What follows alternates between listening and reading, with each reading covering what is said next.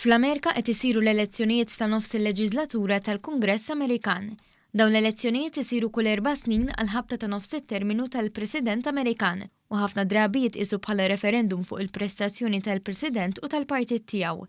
Magħhom qed isiru wkoll l-elezzjonijiet tal-Gvernatur fi 30 stat differenti. F'kollox hemm 435 siġġu fil-Kamra ta' Rappreżentanti u 35 siġġu fis-Senat li qed jiġu kontestati. News tkellem ma' Brendan Zerafa, analist tal-politika Amerikana, li stqar kif l-aspettattiva hija li d-Demokratiċi jirpu l-maġġoranza fil-Kamra ta' Rappreżentanti u Trump mistenni saħħaħ il-maġġoranza fis-Senat. Jidher illi il-House kif qed tajjeb inti ħatmur għand id-Democrats u is-Senat ħajibqa' taħt il-kontroll tar-Repubblikani minn dak ir-rigward. Jiġifieri ħajkun hemm gains qawwijin jidher mid-Demokratiċi fejn tidħol il-House, però is-Senat minħabba anke l-fatt illi kif jaħdem is-Senat, jiġifieri senaturi dum 6 snin fil-kariga, kull sentejn kollok terz tas-Senat illi jkun up for grabs. Dis-sena il-mappa hija iżjed favorevoli għar-Repubblikani minn dak ir-rigward. Jekk id-Demokratiċi jirnexxilhom jirpu lura il-Kamra tar-Rappreżentanti, dan jista' joħloq inkwiet għal Trump. Kellek ħafna mill-Partit Repubblikan, per eżempju, illi opponjieħu ukoll meta hu jrid ineħħi Obamacare.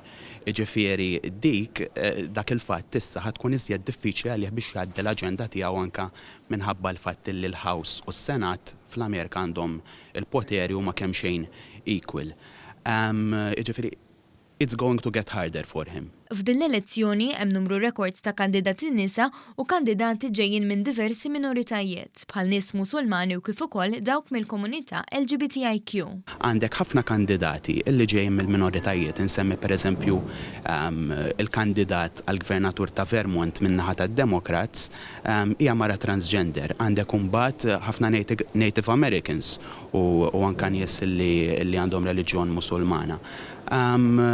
Hija fenomenu interessanti għaliex jidher li l-minoritajiet qed jingħaqdu biex ikunu jistgħu jiġġieldu il-moviment li ħoloq Trump illi huwa bbażat fuq il-white working class. Kemm ir-Repubblikani u kif ukoll id-Demokratiċi għattaw l-ħariem tal-kampanja iduru diversi stati fejn spikat il-preżenza kemm ta' Trump kif ukoll tal-predeċessur tiegħu Barack Obama.